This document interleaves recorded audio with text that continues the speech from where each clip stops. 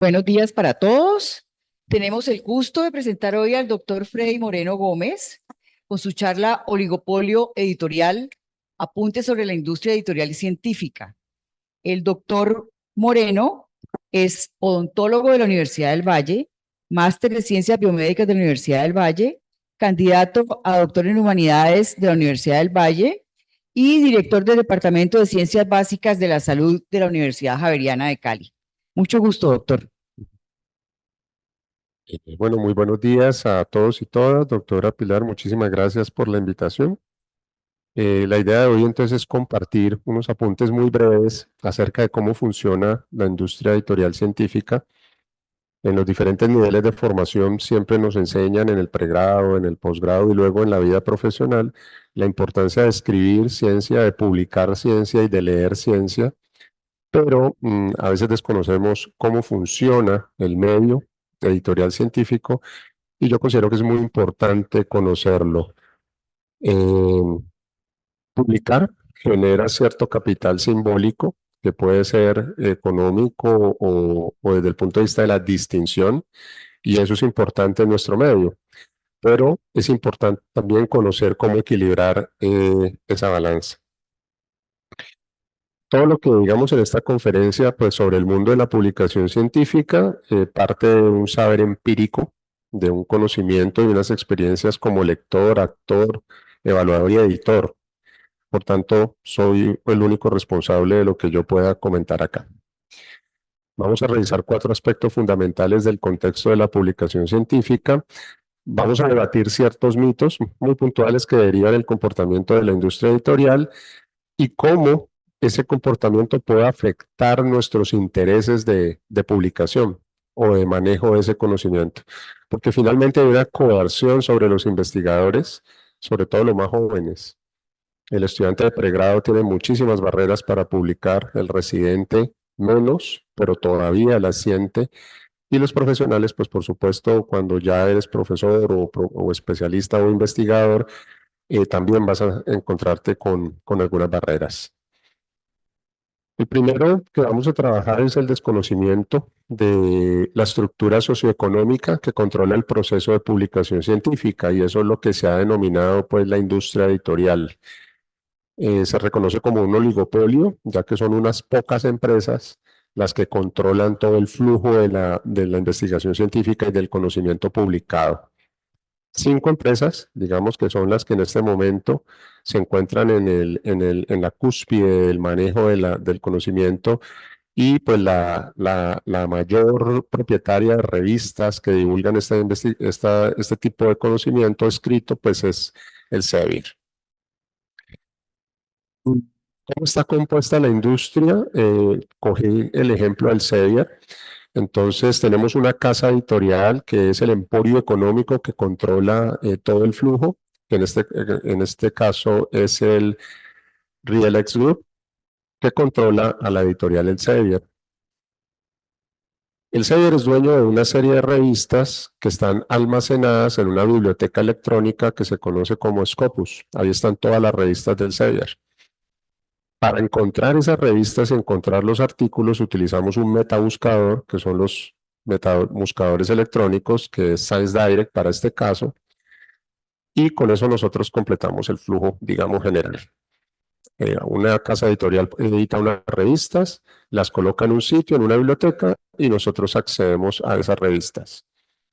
Luego, por efectos de mercadeo, la industria editorial se inventa lo que se denomina el factor de impacto, que determina qué tanto impacto tiene un artículo o una revista, y eso se mide a partir del número de citaciones que recibe. Y el Elsevier crea su Shimago Journal and Content Rank. Lo que quiere decir es que la misma empresa se autocalifica.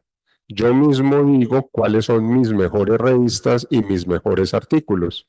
Y luego pues viene la revista. La revista como la conocíamos los que somos románticos del papel, que era esos volúmenes que coleccionábamos al año, que traía unos números, que traía unos artículos que estaban de una u otra forma encadenados a una temática, pues ya no existe. Ya lo que tenemos ahora es una plataforma que no es revista, donde se colocan en publicación continua artículos que no necesariamente tienen que guardar una línea, salvo que sea un dossier. Entonces lo que tenemos es lo que está listo para ser publicado, se publica, se publica, se publica, se publica y lo accedemos. Luego vienen otras herramientas interesantes como el gestor de referencias. El Sevier compró a Mendeley con su propia red social electrónica que nos permite, pues, no solo gestionar mecánicamente las referencias y citar cuando estamos escribiendo el paper, sino que lo que nos da es una u otra forma acceso a determinada temática. Entonces yo puedo manejar el algoritmo de Mendeleev, todavía no inteligencia artificial, en un tema específico para que me aborde eso. Entonces, como ustedes se están especializando y están en un área, una subdisciplina que es la oftalmología, pues en la medida que ustedes trabajen en Mendeley, pues él cada vez más, el algoritmo se va a afianzar hacia la oftalmología. Entonces, por ejemplo, si un residente tiene su computador personal y trabaja este gestor, y llego yo a hacer algo con Mendeley de antropología dental, pues no me va a aparecer absolutamente nada allí. ¿Por qué? Porque el algoritmo me va a empezar a filtrar.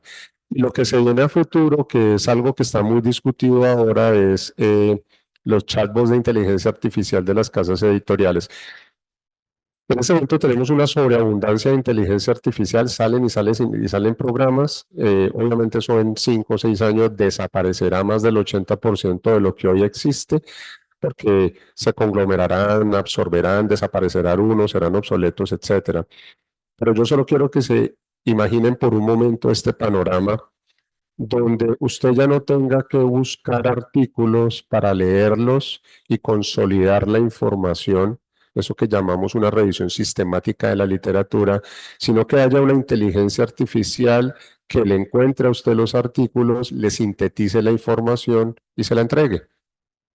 Eso es lo que podría ser un chatbot asociado a una editorial.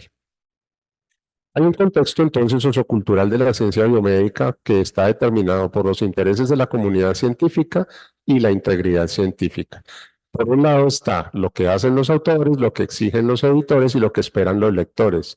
Digamos que ese es el flujo editorial en cualquier disciplina del conocimiento humano. Es lo que uno espera. El mercado es lo que demanda el lector que quiere leer, el editor responde al mercado y el autor debe también responder al interés del mercado para que sea leído. Luego está lo que nos gusta hacer, lo que debemos hacer y lo que tenemos que hacer. Entonces, el investigador en oftalmología, ¿qué le gusta de la oftalmología? ¿Qué debe hacer respecto a la investigación y publicación en oftalmología? Pero ¿qué tiene que hacer? Y ese tiene que hacer lo podemos traducir en brechas del conocimiento, el límite de la frontera, problemas prioritarios en salud ocular, qué sé yo. Entonces, ese es el equilibrio en el que se mantiene el medio editorial científico en una disciplina específica. Ahora, esto va a generar un espacio de disputa donde está el mainstream determinado por el monopolio de la industria editorial. Podemos hablar de una colonialidad del poder hegemónico. Ahora que hablamos la palabra esclavización, fíjese, hay un poder colonial que se sostiene y hay unos intereses políticos del Estado-nación.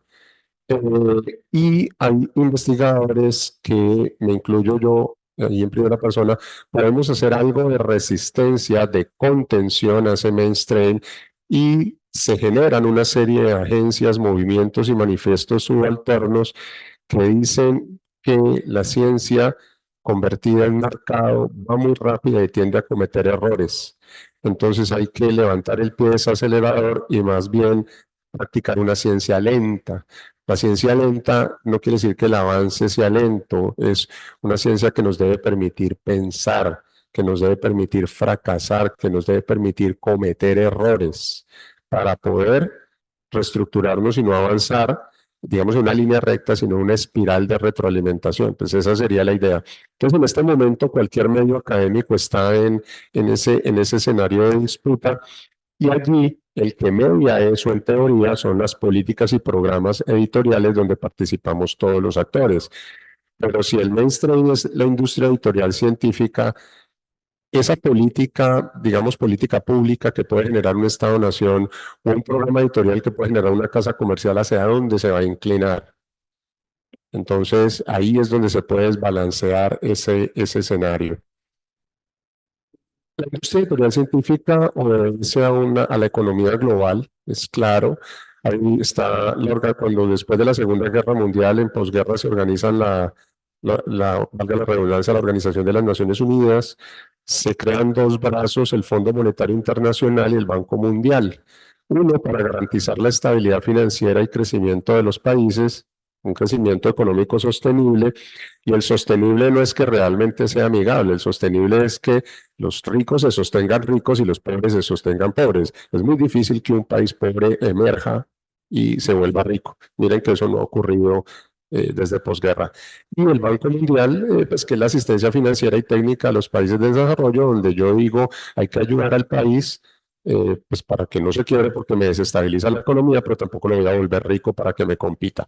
Así, digamos, funciona la economía global y el valor de medida es el Producto Interno Bruto, que sería el valor de todos los bienes y servicios producidos. Pues la investigación científica también se mide así.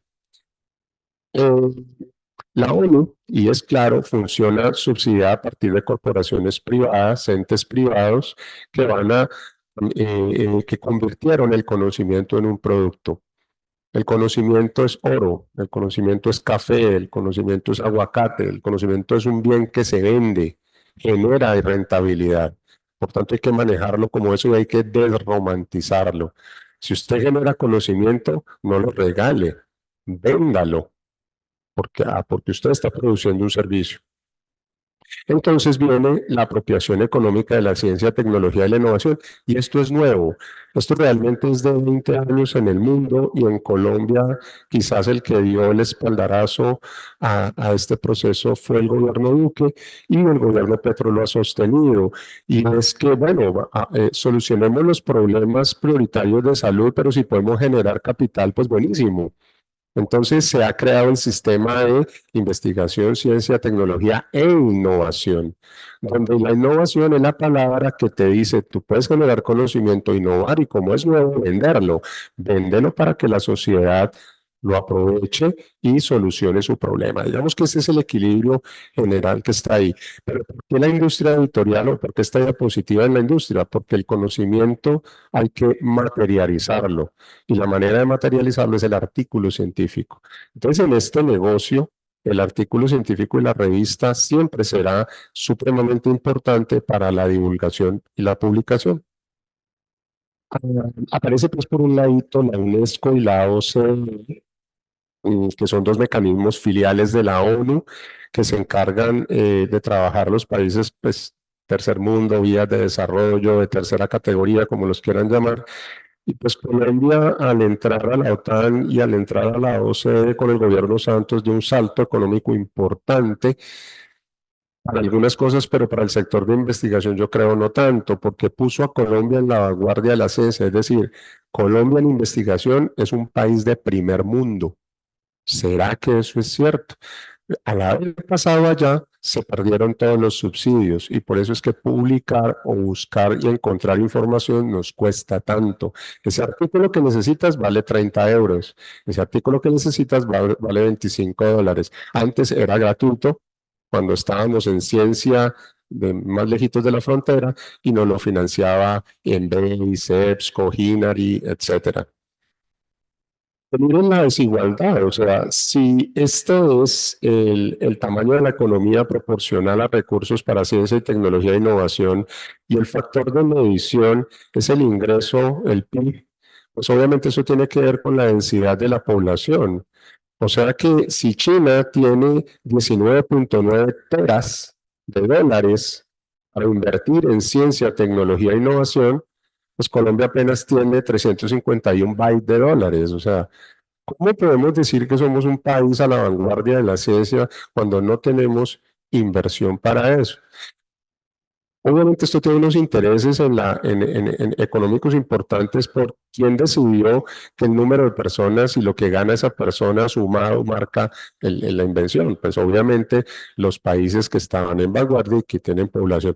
Por eso en este momento el problema de que las generaciones no quieran tener hijos va a modificar la economía fuertemente en los próximos 50 años, porque al desaparecer la generación del relevo va a caer la demografía y habrá que invertirse otra medida para regular las economías o por lo menos los recursos de inversión en ciencia, tecnología e innovación.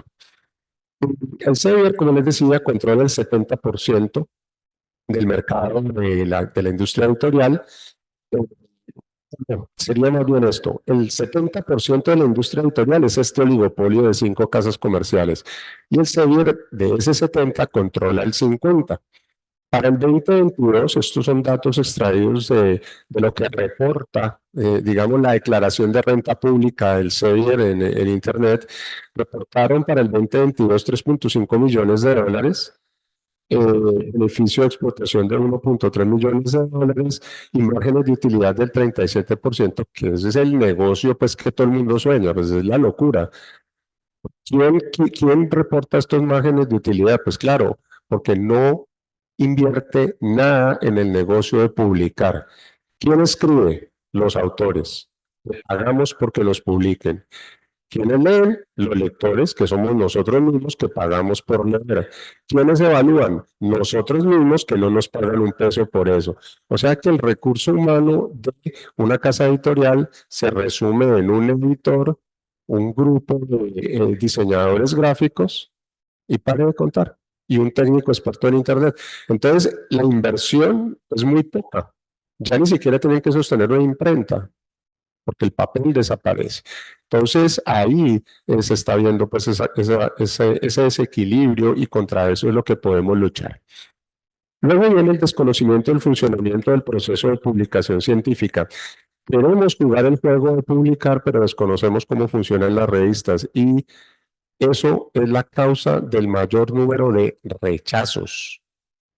Nos rechazan es por no entender la política editorial y el programa editorial de las revistas.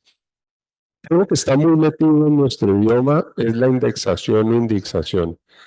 A mí no hay cosa más que me dé más rabia y coraje cuando yo estoy hablando de publicar o hablando de una revista y la primera pregunta es, ¿está indexada? ¿Está indexada? ¿Qué Q es? Claro, eso es importante para el autor y para los investigadores porque es lo que te va a determinar el alto impacto. Entonces, si hablamos de revistas WOS y Scopus, el impacto se mide en cuartiles, Q1, Q2, Q3, Q4, que equivalen al número de citaciones que tiene un artículo sumado, te da el impacto de la revista. En Colombia hablaríamos de la indexación del Publindex, entonces artículos, revistas A, B y C. Entonces, pero el Publindex está quedando relegado porque digamos que hay cosas que son absurdas en el mismo programa del Publindex. Les doy un ejemplo. En la homologación de revistas internacionales, Nature es una revista Q1. En el Publindex es una revista B. Entonces, ¿cuáles son revistas A en Publindex? Colombia Médica, de la Universidad del Valle, Biomédica, del Instituto Nacional de Salud. ¿Será que Colombia Médica tiene más impacto que Nature? Entonces, hay unas escalas ahí de homologación que no funcionan muy bien. El problema es eso, la homologación del impacto, pero pues, normalmente lo que estamos hablando ahora es de los Q. Hace más o menos 10 años, las sociedades de medicina, estoy hablando de la Sociedad Colombiana de Oftalmología, la Sociedad Colombiana de Ginecobstetricia, la Sociedad Colombiana, etcétera, etcétera, etcétera, vieron el boom que todas sus revistas fueron adquiridas por Red Elsevier. Entonces el CL dijo, vea, esa revista sigue siendo suya, pero deje yo la presento como de la editorial y la pongo en la plataforma. Entonces, obviamente le sube el impacto. Entonces, ahora tenemos revistas colombianas que pueden ser medidas con el Q1. Ahora, la pregunta es, el CEBIR coge esa revista y la mete por un interés en Latinoamérica, pero ¿será que el Q4 de la revista de la Sociedad Colombiana de Oftalmología, estoy especulando, se aproxima al Q1 de la revista de la Asociación Americana de Oftalmología? ¿Cómo queda el nivel de impacto allí? Entonces, eso es importante. Ahora, di un ejemplo de las especializaciones, pero allí también hay que tener en cuenta algo, ¿no? Si los que escribimos, leemos y evaluamos somos la misma comunidad, pues cuando llegamos a la especialización, la comunidad imaginada se reduce mucho más, ¿no? Pues, ¿quién lee la revista de oftalmología? Los oftalmólogos.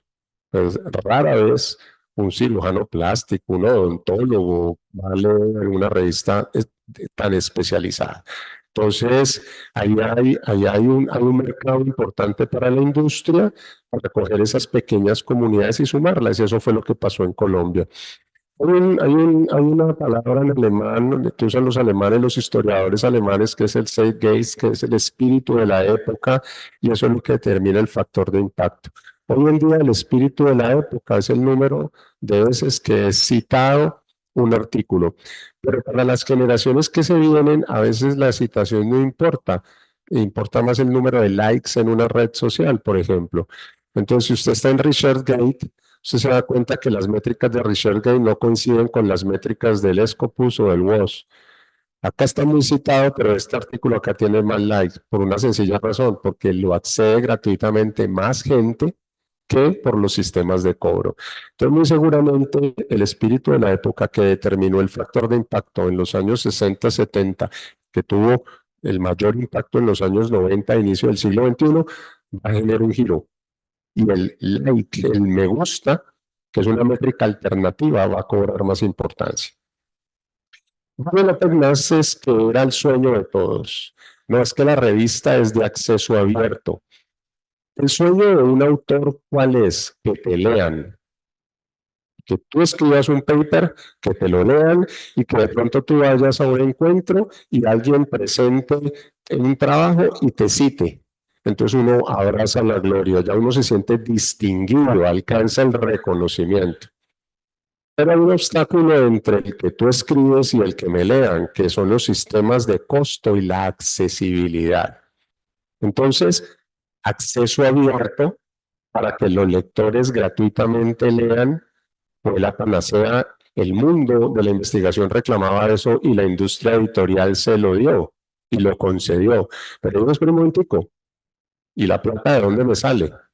El lector lee gratis. Ah, pero entonces el autor paga. Y entonces por eso es que publicar una revista de alto impacto, que aceptan el artículo, hace el proceso cuando te llega después la cuentica de cobro de 8, 12, 16 millones de pesos. Un Plus One, que es una revista alternativa del oligopolio, pero que es de muy buen impacto, está en 18 millones de pesos poner un artículo allí. ¿Quién paga eso? Ah, pues la convocatoria que financió la investigación. Ah, la universidad. Ah, la clínica de oftalmología para sus profesionales. Pero vuelve y listo, hacemos el esfuerzo, Colombia hace el esfuerzo para que el conocimiento que generamos se divulgue, pero la industria venga para acá la plata. Finalmente a la industria no le importa de quién venga el dinero, el hecho es que llegue, ¿no? Entonces hay una dificultad en el acceso a la información por altos costos y crearon una ruta. Es muy importante cuando ustedes vayan a publicar una revista de impacto que vean los diferentes accesos. Así como para entrar a un concierto hay VIP, palco, VIP 2 y cada uno tiene unos que justifican el cobro, pues en la publicación también. Hay acceso verde, acceso dorado, acceso híbrido, acceso bronce, acceso diamante. El Open Access es el más costoso para el autor. ¿Por qué? Porque le da acceso por suscripción inmediato al artículo. Es decir, le sale publicado el artículo gratuito inmediatamente. Uno espera que ese artículo sea el más leído. ¿Por qué? Porque está gratis. Pero ¿quién pagó la publicación? El autor. El Green Open Access es acceso gratuito limitado en el tiempo, entonces ellos te condonan el artículo. Entonces el CEBER te dice, así funcionan las revistas colombianas, por ejemplo, en las especializaciones. Yo acabo de publicar uno en la revista colombiana de ortopedia y me dijeron, bueno, como es el CEBER, le vamos a condonar su paper. ¿Usted tiene plata para pagar Golden Open? No, yo no tengo un peso. Ah, bueno, se lo vamos a publicar Green Open. ¿Qué es? En un año, ni usted tiene el PDF. Si quiere el PDF, cómprelo como autor. Y queda condonado el artículo un año y ellos lo venden un año y ganan plata un año con él y al año lo liberan y lo ponen gratuito. Así están funcionando las revistas médicas colombianas. El acceso híbrido permite escoger. El bronce sería el ideal, acceso totalmente gratuito sin suscripción, y el Diamond Open Access es el acceso gratuito temporal financiado, y esto funciona de la siguiente manera. Por ejemplo, la clínica oftalmológica hace un esfuerzo en su presupuesto y decide comprar la suscripción al Journal de la Sociedad Americana de Oftalmología por un año. Entonces utiliza la membresía de diamante, que es más barata, y le dan unas contraseñas que le permiten el acceso a los oftalmólogos que trabajan aquí, los residentes y bueno, todo el personal, los profesionales que están acá. Es mucho más económico y eso, digamos, es lo que está trabajando, lo que están trabajando en las universidades. Ahora les paga el SEBIA, úsenlo. Esta licencia, porque es que lo que a mí me da también como coraje con los estudiantes de pregrado, y se los digo a los residentes, es, Adriana les paga el server, pero todos los artículos los van y los descargan a Science Hub. Entonces, pues, valoremos el esfuerzo que hace la Universidad Javeriana para pagar el server, para darnos gratuitos cierto porcentaje de artículos y poder accederlos a través de la red. Ahora, no es Javeriana. Para pagar la deuda Open Access, que le te da el 80% de acceso a los recursos de determinadas áreas, son Nacional, Antioquia, Univalle, Javeriana y Bosque, unidas las 5 para comprar la gran membresía. Yo he intentado averiguar cuál es el costo de esa membresía, no he podido. Eso tiene que ser demasiado dinero, pero a la universidad le toca hacer eso. Porque ¿cómo garantiza la vanguardia? ¿Cómo podemos formar profesionales sin acceso al conocimiento de frontera? Es muy difícil. Bueno, esto lo digo yo. Afortunadamente existe Science Direct, perdón, Science Hub, que podemos descargar pirata, que existe una ampona rusa mafiosa que se roba los artículos, quién sabe cómo, y nos los regala. Bueno, que sea la última opción, porque también hay una integridad científica y unas buenas prácticas. Pero podríamos discutir lo mismo, pero ¿quién se inventa esa integridad científica y esas pautas? Pues la editorial. La editorial finalmente, como toda unidad de negocio, te dice que si un artículo vale 30 euros y tú lo tienes gratuito, pues lo que hiciste fue robártelo. No, no, yo no me lo robé, yo lo subsidié porque mi universidad paga. Bueno, no, usted se lo robó porque lo descargó de SciHub. Pero bueno, sí, sí me lo robé, literal. Es lo que yo les digo a ustedes. Cada vez que descarguen un artículo de SciHub, están robando. ¿A quién? No al autor, a la industria editorial. Pues cada uno tiene sus niveles de moralidad científica. Este es el comportamiento esta es información reciente del 2023, el comportamiento de los accesos, el comportamiento de los accesos del Golden. Lo que podemos observar es que el comportamiento del híbrido, del acceso híbrido, es el que más está subiendo y el del Golden está bajando. ¿Por qué? Cuando las instituciones financiaron a los investigadores para que publicaran en revistas de alto impacto, eso fue en 2010, 2020, pero con la crisis económica post-pandemia y sobre todo la incertidumbre del comportamiento del mercado, ahora ocurrió algo muy importante, y es que recuerden que Estados Unidos no renovó el convenio que tenía con la OLP para el mercado del petróleo. No sabemos, que realmente hay una incertidumbre en que no se sabe qué va a pasar y hay una absoluta especulación. Entonces, si se cae el valor del petróleo o si se eleva el valor del petróleo y hay que desestimar los valores de economía en barriles de petróleo, entonces ¿a qué volvemos? Porque necesitamos un tangible. Y fíjense que en este momento los países están movilizando otra vez a las reservas de oro. ¿Y quién tiene las reservas de oro de los países? ¿Quién es el custodio? Pues Estados Unidos. Entonces, hay una política económica que al ser industria se ve reflejada en ello. Las universidades ya no tienen plata para financiar esos artículos. Entonces le están diciendo a los investigadores, gane convocatorias externas para poder financiar los artículos. Pues sí, como si ganase una convocatoria de 1.000 millones, pues eso fuera de cada año. Entonces, hay unas disputas allí, pero eso se va a impactar. los indicadores de publicación de las universidades colombianas se habían subido un poquito, van a caer otro poquito por la dificultad que va a haber para acceder a los recursos. Entonces, miren allí, había un comportamiento importante en millones de dólares hacia el uso de la publicación de Via Gold, pero están subiendo, y la diamante pues era la más económica, la que menos se usaba, pero ahora último va a haber un cambio. Yo creo que si hacemos esta misma conferencia en unos 5 años y comparamos las escalas, va a haber un cambio importante y va a haber una sana rebeldía en donde el autor se niegue a pagar dinero por publicar en estas revistas y opte por publicar por revistas alternas al oligopolio. Y yo creo que eso va a ser bueno. ¿Por qué? Porque le va a crear competencia. Entonces recuerde que el oligopolio abusa del mercado cuando es el único, por eso oligopolio. Pero si se le genera una competencia, pues el mercado, los precios del mercado se van a alterar y va a generar un equilibrio en favor del... A mí me gusta esta palabra, se habla cuando surgió, recuerden que antes existía el fotógrafo y usted tenía que ir a que le tomaran las fotos. Ahora los fotógrafos somos nosotros mismos, nos volvimos fotógrafos con los dispositivos electrónicos. Entonces de la fotografía surgió una noción muy bonita que se llama el prosumidor, es el que produce y consume.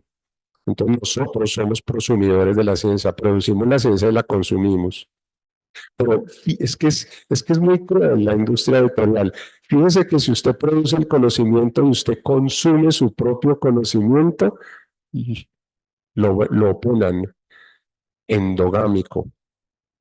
Usted no se puede citar a usted mismo, pero el conducto de normas te lo está poniendo el medio. Ellos crean su sistema de normas para regularse a ellos mismos. Desconocimiento de la política de la publicación. Recuerden que cada revista tiene un programa editorial y cada revista define en su política si se une o no al mainstream. Por ejemplo, yo edito una revista que comparado con las grandes revistas es un pasquín, pero es una revista científica y me gusta llamarla así, que es Salud en Ciencia, y allí con los estudiantes de pregrado, y si ustedes también quieren, vivan las experiencias de publicación. Es una revista de resistencia, es una revista que maneja todo el rigor científico, pero se resiste a ciertas situaciones.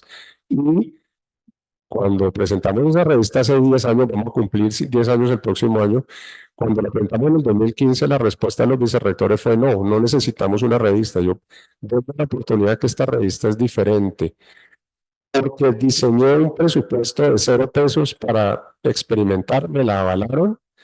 En un año publicamos con el sudor de la frente y sangre 12 artículos y 10 años después estamos publicando 120 artículos al año de estudiantes de pregrado y algunos residentes de toda Colombia. Una revista así no existía, que las revistas no están diseñadas para que publiquen los estudiantes en cualquier nivel. Quizás el doctor se salva, están diseñadas para que publiquen los profesionales.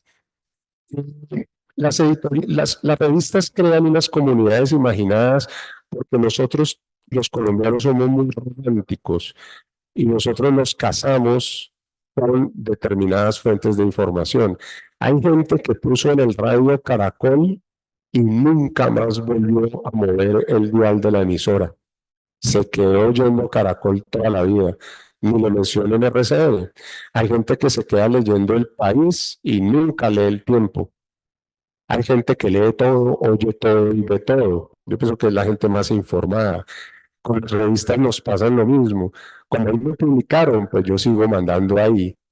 Pero resulta que recuerda que como así cuando te publican y tú te vuelves un autor de una revista, esa revista también tiene un público lector que es muy cerrado, o sea que estás publicando para los mismos. Son las decisiones que tú tomas si quieres abrir tu público lector. Porque nos leen, no siempre nos damos cuenta, pero nos están leyendo.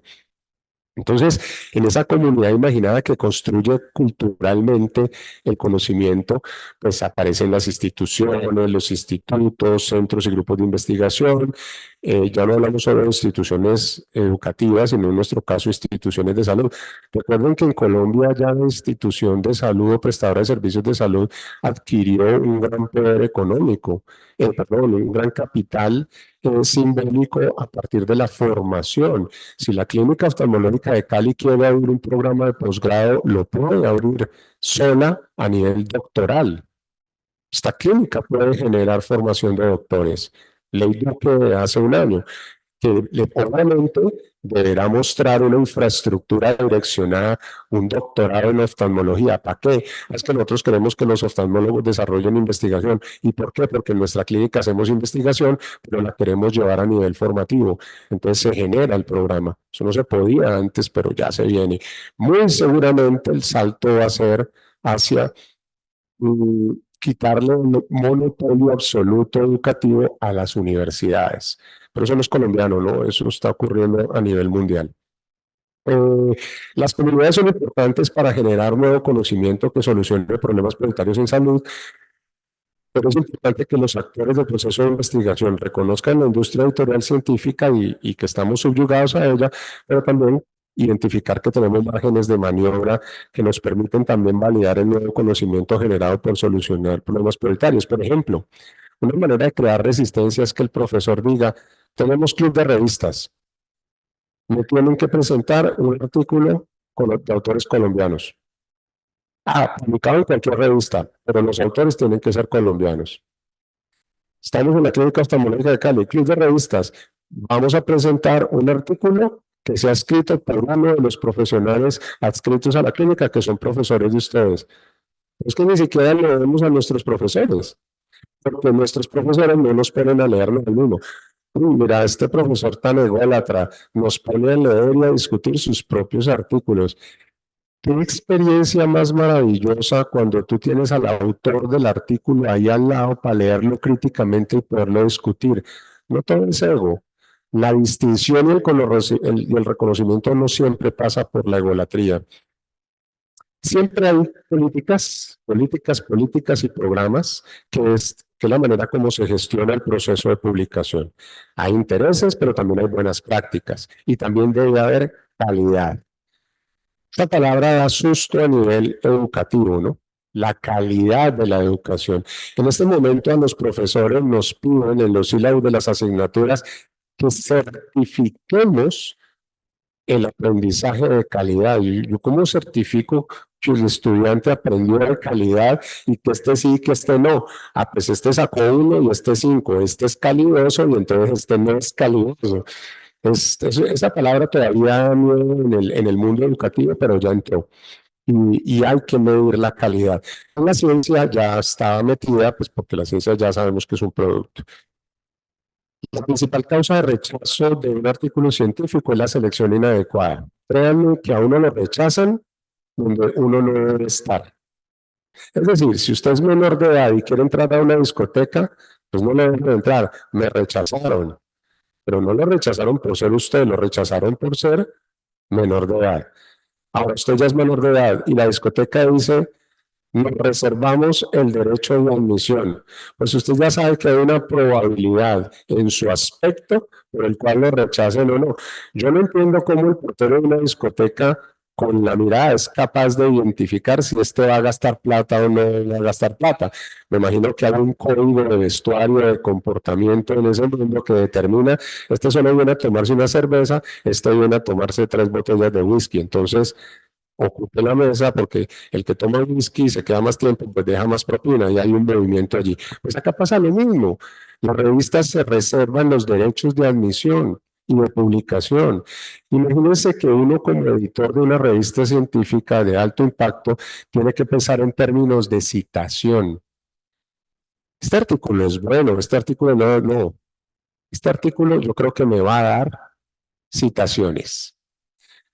Yo me imagino que la sostenibilidad del empleo del editor de una revista de alto impacto obedece a ¿Cuál fue su apuesta a estos artículos y cuántas citaciones obtuvo en eso? Si tendrá un ponderado, porque todo es medido. Entonces usted tiene que mirar bien cómo es la cosa. Voy a publicar un artículo de oftalmología en una revista miscelánea, de temas misceláneos de medicina. Bueno, mire a ver cuántos de oftalmología ha publicado en los últimos 5 años. No, en los últimos 10 publicó 6, pero en los 5 años 1. Esa no es la revista. A ese autor no le interesa el ojo.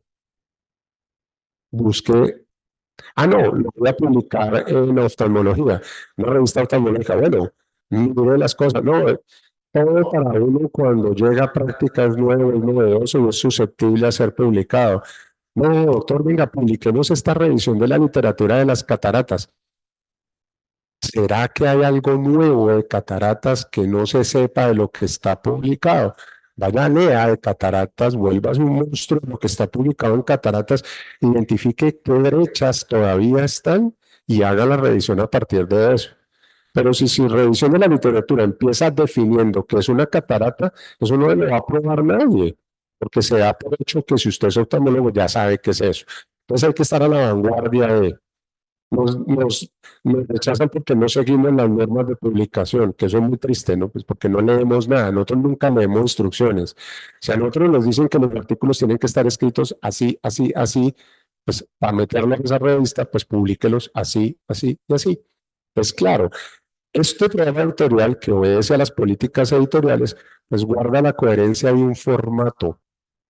El formato de artículo científico existe hace 6 siglos. Introducción, materiales y métodos, resultados, discusión, conclusiones. Newton publicó las Philosophical Transactions hace 5 siglos. Su artículo de descomposición de la luz blanca del prisma de colores en el mismo formato que usted está publicando hoy. El formato es exitoso. Ahora está cambiando un poco la extensión, la manera como se están redactando, pero se mantiene el mismo esquema. Y el último punto es desconocimiento de las prioridades de los diferentes actores del proceso de publicación, y es el diálogo editorial. No sabemos hablar con los editores. Recuerden que antes, y la revista que yo estoy editando en este momento maneja esa linda costumbre. El importante es el autor porque es el que genera el conocimiento y la revista es la tribuna o la plataforma que facilita la publicación de ese conocimiento. Al autor se le denominaba contribuyente. Cuando yo establezco el diálogo editorial con el autor, yo le digo apreciado contribuyente y cierro el correo. Muchas gracias por su contribución, porque la revista existe por el aporte del autor. El importante es el autor, no la revista. Y yo como editor soy un gestor cultural que medio el diálogo entre el autor y los evaluadores para ver si es digno de publicarse o no. Digno, entiéndanlo como que cumple los criterios de la publicación. Ahora no. Ahorita usted genera el conocimiento, pero cuando usted, miren la palabra, somete un artículo a la revista, usted se está sometiendo a lo que quieran hacer con usted a partir de la política editorial y el programa editorial. Entonces hay que entender muy bien que el primer diálogo va a ser con un asistente que va a mediar si su artículo llega o no al editor, y ese llegar al editor es si usted cumple con las normas de publicación que le exigieron para los autores, y luego el editor va a decidir sobre ese artículo. ¿Será citado, no será citado? ¿Está a la vanguardia, no está a la vanguardia? ¿Impactará, no impactará? ¿Soluciona un problema, no soluciona un problema? Esas son las preguntas que se hace el editor, pues son las mismas que nos tenemos que hacer nosotros, objetivamente, ¿no? Pues porque uno el artículo lo ve casi que como un hijo, y sobre todo si deriva de las tesis, ¿no? El artículo derivado de la tesis es intocable, uno no quiere que nadie le diga nada hasta que llega a las manos de un editor, o de un asistente editorial, o de los evaluadores. Mi tesis de pregrado tuvo 2 evaluaciones en una revista de alto impacto, El primer evaluador me evaluó súper bien, me hizo una retroalimentación súper bien y me ayudó a mejorar el documento. El segundo evaluador se limitó a decirle al editor, la próxima vez que me manda un artículo, fíltralo muy bien, no me haga perder el tiempo. Entonces, el uno me llevó al cielo y el otro me condenó al infierno. Para el uno había potencial, para el otro fue una pérdida de tiempo leerlo. Obviamente el editor, ¿qué hace? Busca un tercer evaluador, buscó un tercero que también nos dio palo, pero pudimos organizarlo y finalmente publicarlo. Ese tipo de evaluadores también están allí. A veces, ¿qué sentiría, por ejemplo, si el doctor es un excelente y reconocido retinólogo y le mandan a evaluar un artículo de justo la técnica que usted desarrolló y usted lee el artículo y no lo cita? Yo creo que uno como ser humano se sentiría muy mal al respecto. Pero si yo inventé la técnica, si yo soy el pionero de esto y no me citaron, pero resulta que yo como evaluador me queda muy difícil decirle al editor, cítenme. Entonces, ahí se generan unos conflictos de interés importantes. Muchos evaluadores simplemente desacreditan el artículo y ya. Yo pienso que existen maneras, dentro de las buenas prácticas y la integridad científica, de decirle al editor y al autor, vea, revise la literatura, mire qué está pasando aquí. Bueno, uno de ustedes publica su tesis en la revista de la clínica, de la revista colombiana de oftalmología. Y es una excelente investigación y se publica en esa excelente revista y está publicada. Pero cuando las personas hacen revisiones sistemáticas de la literatura, normalmente las hacen a través de PubMed. Y resulta que esa revista no está en PubMed, o sea que no existe para PubMed, o sea que ese artículo y la evidencia que generó se pierde en esa revisión sistemática de la literatura. Entonces, en la actualidad, esa frase que le decían a uno de los profes más grandes, lo que no está en PubMed no existe, es totalmente incierto, porque hasta la misma biblioteca de medicina de los Estados Unidos se está viendo en calzas prietas para pagar las suscripciones de las revistas, y eso ya se está notando. Fíjense que hay artículos que ustedes pueden encontrar en Google, en revistas de impacto, que no están en PubMed o en SciHub. Entonces uno dice, uy, ¿qué pasó acá? Pues muy sencillo, Medline no tuvo plata para pagar esa revista este año y salió. O sea que la gestión del conocimiento depende otra vez del flujo del mercado y de la situación económica de los países. En este caso, la principal causa de rechazo de un artículo es la elección inadecuada de la revista, lo que decía, verifiquen muy bien la institución editora, verifiquen muy bien, por ejemplo, para los profesionales de la Universidad del Valle, cuando ponemos filiación Universidad del Valle, es muy difícil publicar en las revistas de la Universidad de Antioquia. ¿Qué hay ahí? ¿Qué está pasando ahí? Hay una competencia sociocultural tradicional entre dos universidades públicas. Yo no le publico a la Antioquia, yo no le publico a Univalle. Eso existe y eso es real. Entonces, uno juega, por ejemplo, cuando yo como odontólogo publico un artículo de odontología, mi filiación no es javeriana por un código de ética, porque Javeriana no tiene odontología. Es un trabajo que yo he hecho con Univalle, yo pongo Univalle. Yo no la mando a la revista de la Facultad de Odontología de la de Antioquia. Además me da palo ser de Univalle. Busco el CES, busco la Nacional, busco amigos busco las comunidades imaginadas, porque recuerden que detrás de las comunidades humanas están los seres humanos, y los seres humanos somos cosas muy fregadas. Verificar el perfil del editor y del comité editorial. Es importante saber quién es el editor de la revista, quién es. A veces le preguntamos, voy a mandar, profe, mandé a publicar a tal revista. ¿Usted sabe quién es el editor? Por ejemplo, profe, mire que mandé a publicar a Universitas Javeriana de Bogotá y me la rechazaron. ¿De qué publicas? ¿De qué era el artículo? De anatomía. No, pero tú sabes quién es el editor de esa revista. No, es el doctor Sarante. ¿Tú sabes quién es el doctor Sarante? No, es un fisiólogo. Obviamente va a haber un sesgo intencional o inintencional, más bien desapercibido, donde la fisiología va a cobrar natural importancia, pero eso es natural. ¿Por qué? Porque eso es lo que el editor maneja. Entonces, métale fisiología a ese artículo, no se limite a lo morfológico, sino que implique lo morfofisiológico. Aceptado. Entonces, uno tiene que tener también estrategias para jugar el juego. Finalicemos entonces, si los investigadores, sobre todo los más jóvenes o aquellos que todavía no han vivido un proceso de publicación, conocen el proceso, el medio, el campo, van a disminuir la probabilidad de rechazo o van a vivir mejores experiencias. Hay que identificar la estructura de la industria editorial, el funcionamiento de la revista científica y cómo se relaciona con esta industria, la política del programa editorial, no solo las normas para los autores, la misión, la visión de la revista. Eso está ahí en las páginas. ¿Qué quiere esta revista hacer? A ver si puede contar conmigo. Porque a veces desde la visión la revista ya está excluyendo el tipo de profesional y de conocimiento que estás generando tú. Entonces no puedes busca otra revista que te incluya. Y las prioridades de los actores que constituyen el diálogo editorial. El asistente editorial le interesa que la revista cumpla las normas. Al editor le interesa que la revista sea citada, que el artículo sea citado, por tanto que el artículo ya venga desde la prelectura con cierto impacto, con cierta novedad, con cierta innovación. Muchas gracias.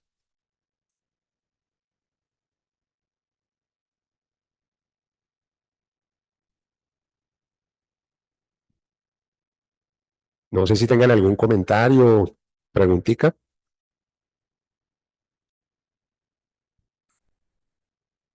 En el chat no hay preguntas. Muchas gracias, doctor Moreno. Muy, muy interesante, un enfoque que de pronto algunos hemos tenido, pero obviamente no tan bien documentado.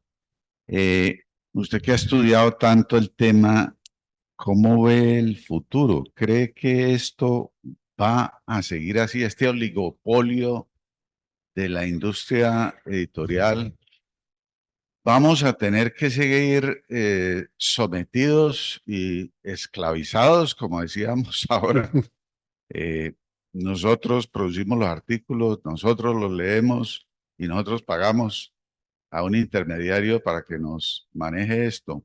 ¿O será que el avance en Internet de inteligencia artificial va a llegar a un punto en donde el concepto mismo de revista sea obsoleto? Simplemente se publica conocimiento en distintos medios y hay programas, probablemente inteligencia artificial, que van evaluando y seleccionando y posicionando lo que uno necesita saber, que en últimas, eso es lo que hacen los editores y es lo que hace todo este sistema, ¿cierto? Graduar, porque si uno entra a buscar conocimiento, antes era acceso al conocimiento, solo en las bibliotecas. Ahora no es acceso, tenemos acceso, es seleccionar qué es lo que sirve. Y entonces hay unos personajes que nos cobran por hacer ese trabajo y nosotros gustosamente pagamos para que nos califiquen y nos hagan una jerarquía de lo que debemos estudiar. ¿Será que eso va a cambiar y en la medida en que la gente publique abiertamente y haya sistemas de evaluación, ya esto se acabe? Lo que usted dijo es clave. En este momento, digamos, la opción de negocio y la mirada está centrada en el acceso. Genero el conocimiento y accedo. Esa unidad de negocio funciona muy bien cuando el conocimiento era muy limitado, era poco, era escaso, entonces tenía su valor. Pero ahora el conocimiento es casi que infinito. O sea, es casi como la revista que imaginó la biblioteca que imaginó Jorge Luis Borges. Esa biblioteca infinita que tiene todos los libros, aún los que no se han escrito. Entonces, pues es imposible acceder a la totalidad absoluta del conocimiento. Entonces aburre y disminuye el consumo. Entonces, usted dio la respuesta, ya es qué hacer con el conocimiento. Y ahí es donde el futuro distópico que yo me imagino es que ya no nos van a cobrar por el acceso al conocimiento porque no hay tiempo para leer artículos. No hay tiempo para leer artículos. Uno hace una búsqueda en PubMed para iniciar una revisión sistematizada de la literatura y cuando aplicas los filtros te quedas con 550.000 artículos y uno dice, no, pero ¿qué es esto? O sea, ¿a qué hora voy a depurar 50.000 artículos? Y uno sigue aplicando filtros y sigue y sigue. Entonces, ahora por lo que vamos a pagar en el futuro, muy seguramente es por el procesamiento de la información. Ustedes los médicos tienen una herramienta muy bonita que todavía es muy humana, que es UpToDate. El UpToDate es la síntesis de un problema que hicieron un grupo de expertos. Entonces le reunieron a 20 expertos, vea, actualícenos en qué está el conocimiento en esta enfermedad y en este punto. Entonces ellos, o en un fármaco, normalmente es muy farmacológico, entonces ellos hacen la revisión de la literatura y está ahí. Pero el up-to-date va a llegar un momento en que se va a desactualizar o se desactualiza muy rápido porque la información avanza. Eso ya no lo pueden hacer los seres humanos. Entonces uno dice, bueno, el llamado va a ser la inteligencia artificial. Entonces, ¿cuál es el problema que tenemos con las inteligencias artificiales en la actualidad? Estas que procesan información, por ejemplo, un chatbot como ChatGPT, es las fuentes de información donde ellas obtienen la información. O sea, hay un sesgo muy grande porque GPT-4 solo tiene información de lo que está disponible gratuitamente en Internet. O sea, que no tiene acceso a los artículos. Pero imagínense una inteligencia artificial del Sevier que tenga acceso a todos los artículos del Sevier, de todas las revistas. Entonces, a usted le van a decir, vea, ahí están las revistas, ahí están los artículos gratis, no tienen que pagar con eso, usted va a tener que pagar por el uso de la inteligencia artificial que le va a sintetizar la mejor evidencia disponible para guiar la práctica clínica, por ejemplo. Es decir, la revisión sistematizada de la literatura va a desaparecer. Ahora, ¿quién nutre esa información? La investigación. Entonces, no es que desaparezca la producción de conocimiento a partir de artículo. Comparto con usted, la revista como tal, como la unidad que compila va a desaparecer, eso ya nadie va a hablar de revistas. Antes se hablaba de cuadernos, ahora ya nadie va a hablar de la revista del journal como tal. ¿Y piensa lo mismo con libros? Con el libro pasa algo diferente, ¿no? Ahorita te puedo dar mi opinión sobre eso.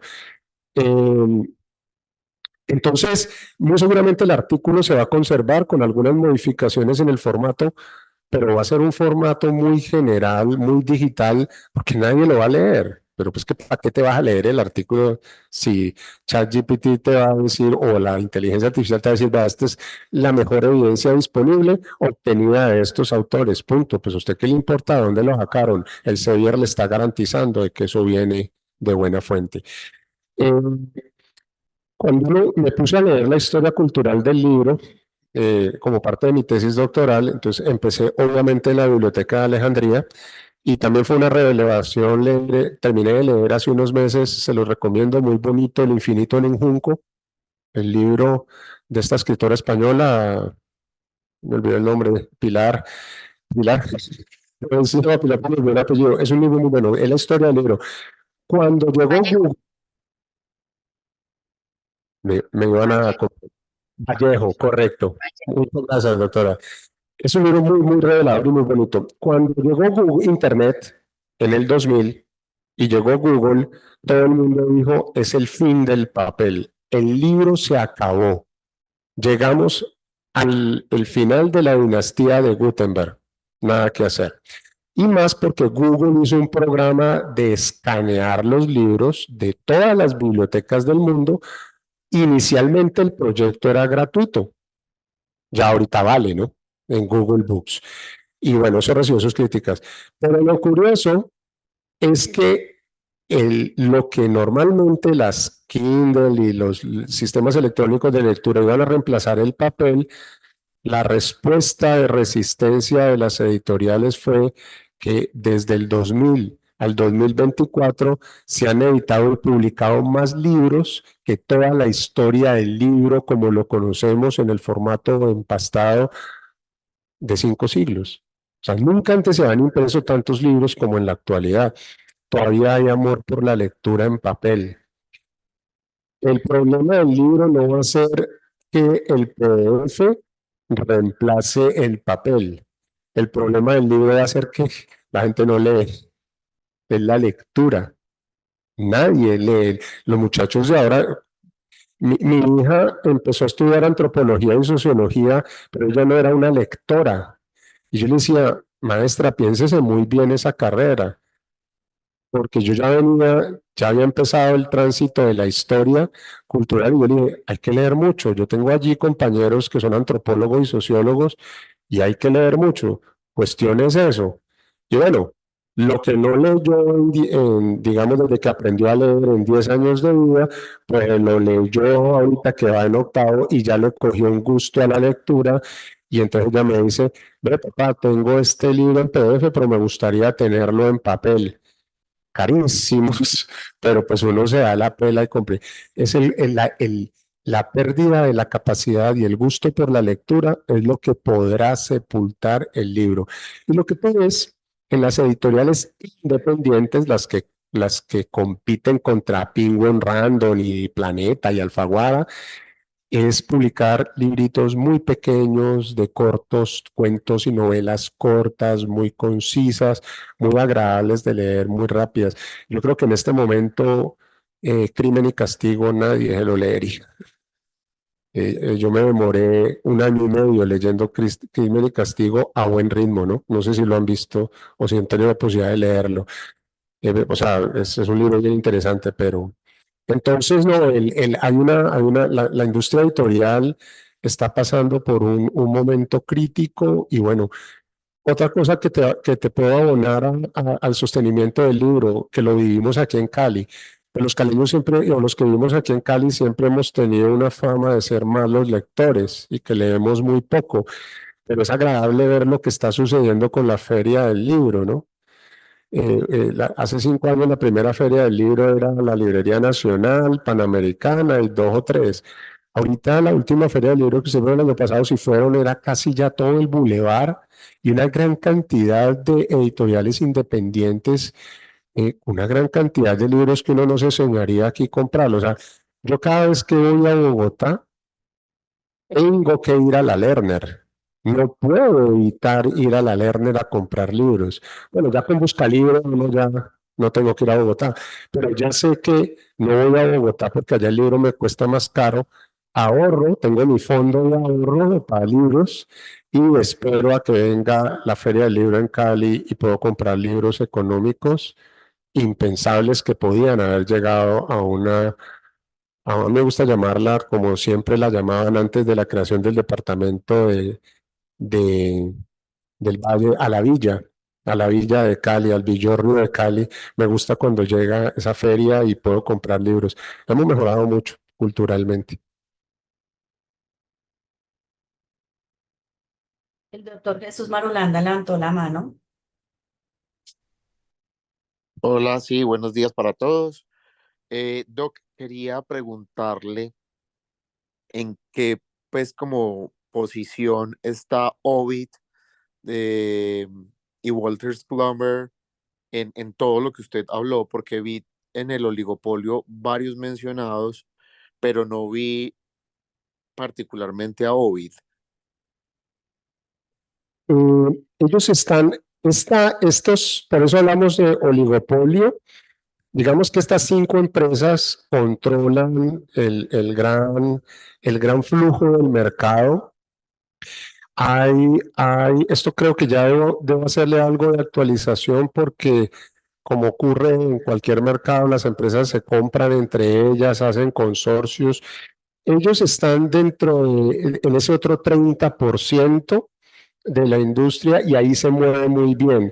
En ese 30% está el Nature Group, el Science Group, está por ejemplo las editoriales de las universidades, entonces ahí aparece el New England, Oxford, la editorial de Oxford que es pues brutal, y ahí se encuentran estas otras editoriales. Hay una casa editorial que está repuntando muy fuerte y es BMG.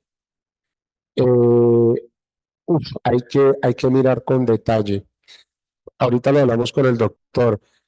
Siendo BMG parte de la industria editorial, más no del oligopolio, tiene revistas muy serias que se comportan como oligopolio, pero también tiene revistas que se comportan como las depredadoras. Entonces, ¿qué comportamiento es ese? Yo no concibo que a uno le salga un artículo publicado en un mes. En este momento, un artículo que fue publicado en un mes es un artículo que no pasó por pares evaluadores.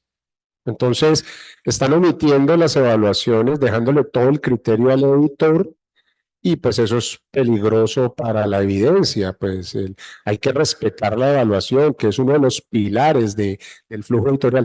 Entonces, normalmente todas estas revistas, estas editoriales que se mueven de manera importante, que son del open access verdadero, porque digamos que sería la versión diamante, la que no te cobran a ti como autor, ni te cobran al lector, y se mueven muy bien por la red, hacen parte de ese 30%, pero no logran alcanzar el capital. Fíjate que la organización que estoy haciendo es una organización económica e industrial, es una mirada económica, no fue una mirada, digamos, por impacto, porque eso es lo que normalmente muestran en las conferencias. Entonces, las mejores revistas, las de mejor impacto, ¿no?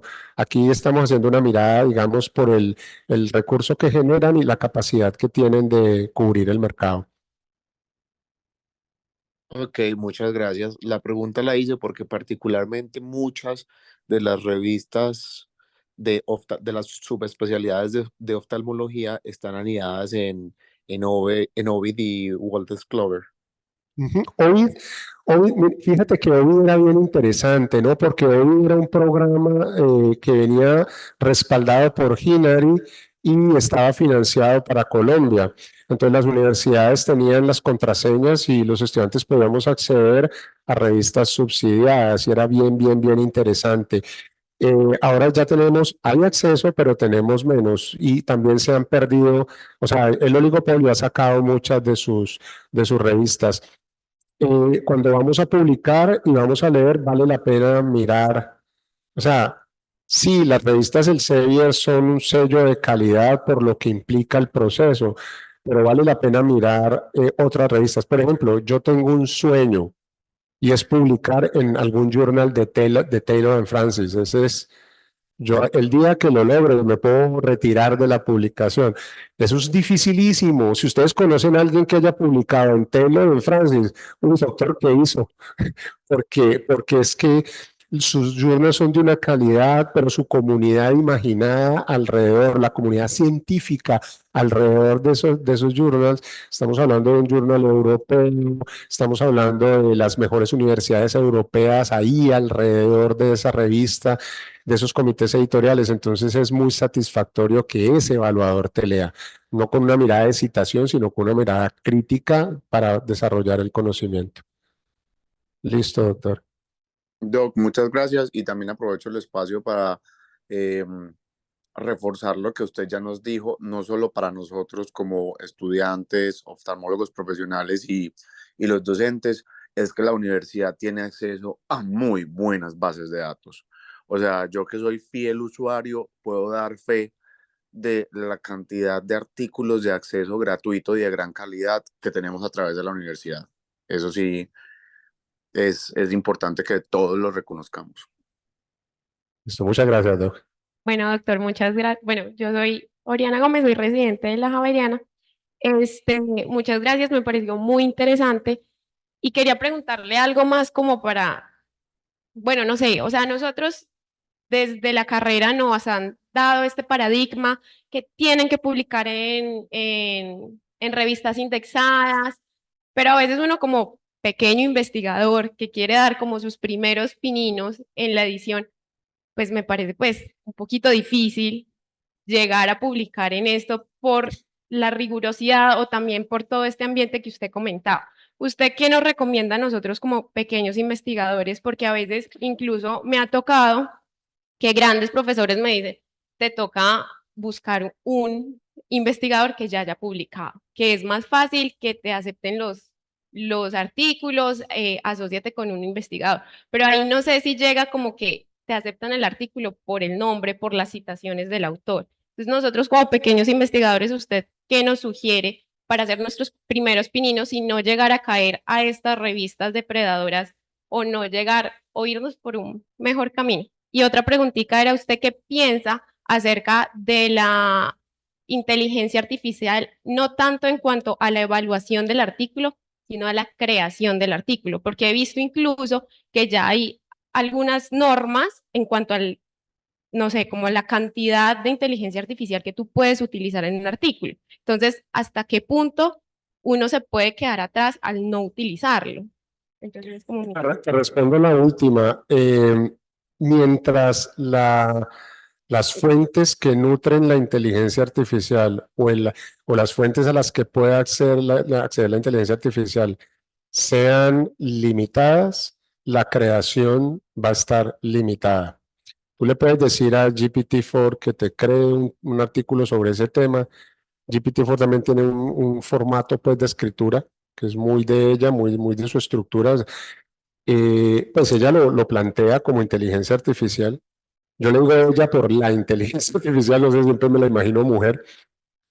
Ustedes han visto que las inteligencias artificiales siempre son mujeres, ¿no? Siri, entonces Alexa, entonces siempre te genera una fuente, la nueva paga te da la fuente, pero tú te vas a la fuente y pues es un lugar en que tú podrías encontrar el Google que si tú lo ves tú no accederías. Entonces, en este momento, si ya he hecho el ejercicio, entonces, si yo pongo a la inteligencia artificial a escribir un artículo, ¿listo? Me gasto más tiempo después revisándolo y reescribiéndolo que si hubiera empezado de cero. Todavía no, todavía falta. Sí hice un ejercicio, un ejercicio experimental, pero funcionó. Organicé un muy buen artículo con muy buena información en un contexto que yo investigo, que es antropología dental de dientes, y organicé un paper muy bonito y le dije a ChatGPT que me lo tradujera al inglés y le hiciera corrección de estilo al inglés y lo mandé a publicar al Dental Anthropology, que es una revista de la Asociación Americana de Antropología Dental. Le hicieron correcciones, fue publicado, pero nunca el idioma. Yo no soy bilingüe, entonces yo no soy nativo americano, ni soy bilingüe. Yo soy de los que escucho al que habla, lo traduzco, luego le respondo en español y lo traduzco. O sea, el flujo conversacional es muy lento y la escritura también. El problema, y ahí voy a empezar a conectar con las otras inquietudes. Publicar en inglés, es que hay que publicar en inglés. El problema de publicar en inglés es que nosotros no pensamos en inglés. Y cuando escribimos en español y traducimos al inglés, pues eso es horrible. Eso es horroroso porque yo no me imagino cuando el angloparlante lo lee a uno. Yo creo que es como cuando uno oye a un angloparlante hablando en español. Entonces, yo tenía ese problema y generalmente cuando opto por las grandes revistas que publican en inglés y logro hacerlo, me ha tocado pagar un corrector de estilo, que no es barato. Pues ChatGPT los dejó sin trabajo, porque es un programa de lenguaje. O sea, la fuerza de ChatGPT es el lenguaje. Entonces, la instrucción que yo le di, pues que hay que hacerlo párrafo por párrafo, era, coge este párrafo, hazle la corrección de estilo en español para traducirlo al inglés y luego lo traduces. Claro, un párrafo perfecto, en un inglés perfecto. Nosotros, por ejemplo, o sea, ustedes no se imaginan lo difícil que es traducir un gerundio, pues si nosotros somos felices gerundiando, ¿no?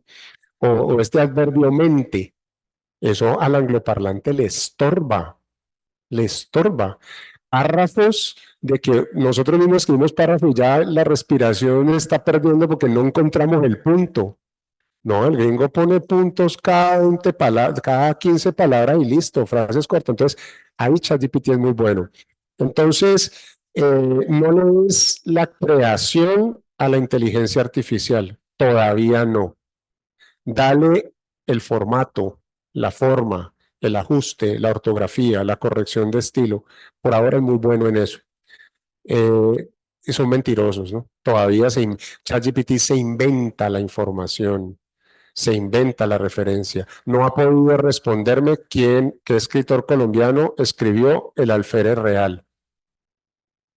Dice, ¿me dices por favor quién escribió El alférez real? Mario Benedetti, escritor argentino. No, la novela no es argentina, es colombiana. Mario Benedetti, escritor colombiano. No es Mario Benedetti. Ah, discúlpame, César Vallejo. No es César Vallejo, es Eustaquio Palacios. Lo lamento, no tengo a Eustaquio Palacio en mis fuentes de información.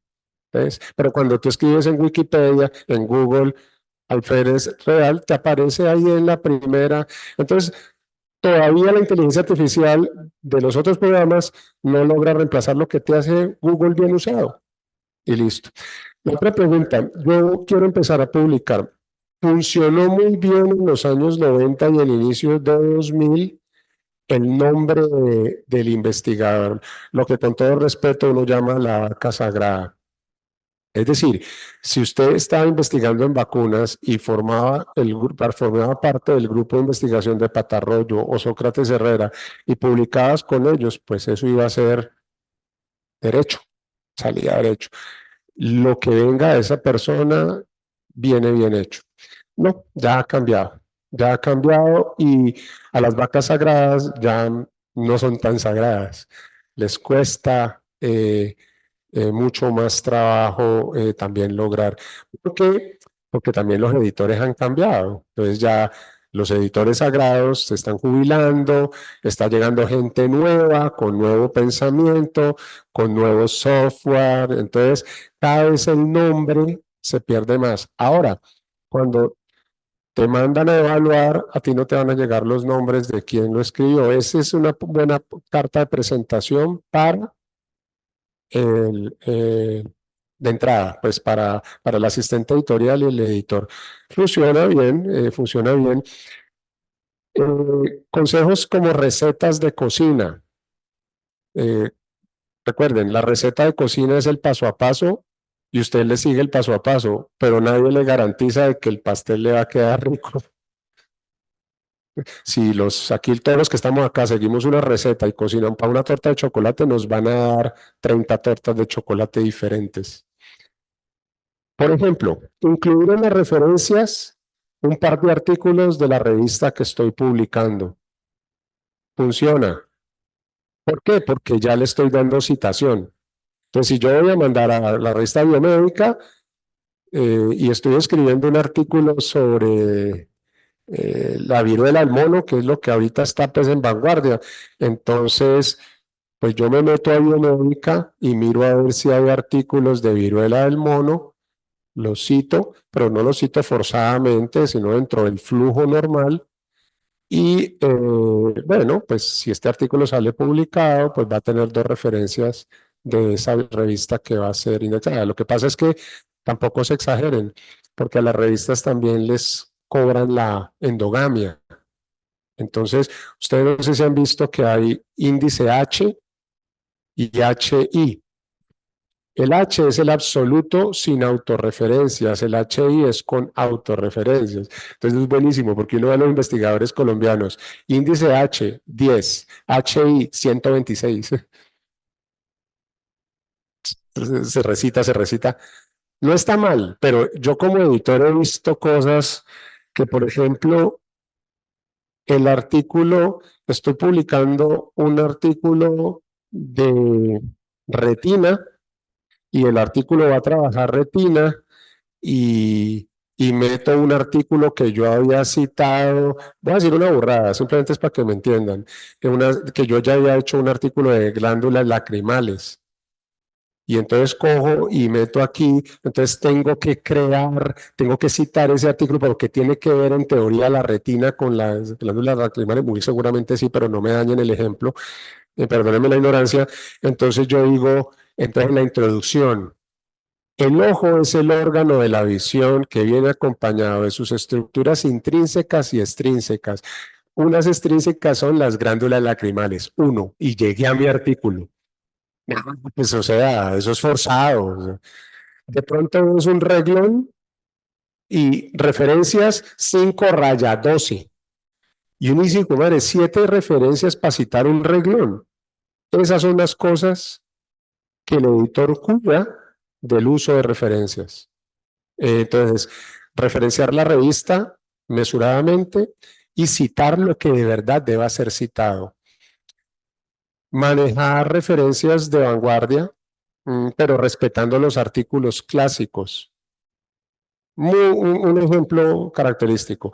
Es mucho lo que ha avanzado la enfermedad cardiovascular y el estudio de enfermedades cardiovasculares. Pero si usted no cita el estudio Framingham, olvídese. Ese es el clásico y por ahí inicia todo. ¿Por qué? Porque todavía no ha sido reevaluado. El día que sea reevaluado sale. Pero usted no se va a mirar estudios después pequeños de los años 60 y 70. Usted coge la última década, los últimos 20 años, 2000 para acá es un buen ejemplo. Si tú tienes un dinero de sobra allí que te quedó unos ahorros y tu papá o alguien te dice, invierte ese dinero en acciones porque es la mejor manera de obtener rentabilidad y que los intereses no te frieguen y para la aclaración de renta funciona. Entonces usted tiene que investigar el mercado e investigar a qué empresa le va a poner su plata. Pero imagine que usted compre la acción y la empresa de quiebre al otro año o sea absorbida por un gigante y la revalorice. Mire los que tenían acciones en Avianca, por ejemplo, como cada vez esas acciones se devalorizan por los cambios de... Lo mismo pasa acá. El artículo es su inversión, es su producto, es su capital simbólico intelectual. Publicarlo es invertir su conocimiento en una revista. Mire a dónde lo va a mandar. Mire que si usted va a pagar plata, lo que usted vaya a pagar no sea un sobrecosto de lo que a usted realmente le costó, valga la redundancia, hacer ese artículo. Es una mirada económica de lo que realmente sucede, porque es una industria y no está mal. Lo que pasa es que en salud siempre que hablamos de plata nos castigaban, ¿no? Era como un tabú, no, es un servicio y se vende, la salud se vende como servicio. Ahora, hay un factor humano importante, hay una responsabilidad importante con el conocimiento, pero se puede hablar en términos de capitalismo, pues claro que sí. Entonces, la idea es conocer la revista. Entonces, un ejercicio muy bonito sería que tú destinaras una tarde a identificar qué revistas colombianas, locales, latinoamericanas y del mundo son asequibles a ti. O sea, tú puedes acceder, inclusive a leerlas. Si la revista es difícil para que tú accedas a leerla, muy seguramente va a ser difícil para que tú publiques. Lo puedes lograr. Y si nunca has publicado, empieza de abajo hacia arriba. No, pero es que hay un compañero y el profesor le dijo y lograron publicar en una Q1. Bien por ellos, excelente, pero no siempre es el caso más exitoso y frustra. Uno tiene que empezar a conocer el medio. Ahora, el medio especializado es muy homogéneo, se suele homogenizar. ¿Por qué? Porque la oftalmología colombiana se homogeniza la oftalmología americana europea, porque los investigadores van a los workshops, estandarizan las guías, existen acreditaciones internacionales, flujo de información internacional. Uno puede decir que las especializaciones médicas operan de maneras muy similares en el mundo. ¿Listo? Entonces es fácil que el estándar que tenga una revista en Colombia lo tenga la revista americana. Bien porque se copió, bien porque se basó, bien porque se comunican. El Sevier tiene una cosa interesantísima. Tú mandas a publicar una revista, top. La revista te rechaza, pero te dice, ese artículo lo puedes mandar a esta otra revista. Es decir, no pudiste en la Q1, pero el editor te está ofreciendo la Q3. Entonces tú le dices, bueno, y ellos hacen el resometimiento por dentro del sistema y te llega luego el correo. Tu revista ha sido aceptada en el journal tal. Claro, no pudo en el Q1, pero el editor dice, eso que tú estás aportándole no está en el nivel Q1. No se sientan mal. ¿Qué es lo que te está diciendo? No creo que la citen, que tenga suficientes citaciones para el nivel Q1, no el conocimiento. Cuando el editor es el que toma esa decisión, es por el impacto que él le dé, pero muy seguramente va a poder tener impacto en el nivel Q3. Y efectivamente, acabamos de publicar un artículo de yoga muy importante, era el impacto de la práctica de yoga y la meditación en el manejo de la ansiedad antes del examen. Un estudio con una metodología muy exigente, con estudiantes de pregrado. El editor, ¿qué fue lo que nos dijo de la revista Q1? Muy sincero, ¿no? Pero muy crudo y muy real. El problema que tiene tu artículo, que la metodología es buenísima para nuestra revista, es tu muestra. O sea, tu muestra es que la hiciste en Colombia, con muestra colombiana. Mire que para nosotros es extrapolable lo gringo. Tranquilamente nos traemos los estudios hechos en población gringa para acá, pero allá no. Al angloparlante le cuesta trabajo verificar que un estudio haya tenido resultados en población hispana. Eso está cambiando en Estados Unidos porque ya sabemos que ellos ya están atendiendo más hispanos que angloparlante en este momento y les ha tocado echarles una miradita a las revistas latinoamericanas. Entonces me dijo, te aguanta esta revista que es Q2, que es para un público más abierto, más general, donde tu población pueda tener cabida. Y efectivamente, lo publicaron en Q2. O sea que esta revista nos faltó, no está en su política editorial pública, pero claramente hace un ejercicio de exclusión a muestras que no sean de países. Si hubiéramos hecho ese estudio en Estados Unidos, hubiera sido publicado. Entonces, conoce el medio a donde quieres publicar. Todo con todo gusto. Compromisos No, muchísimas gracias por la invitación. a citar aquí al doctor para que nos siga extendiendo las... En 5 años y comparamos. Dale.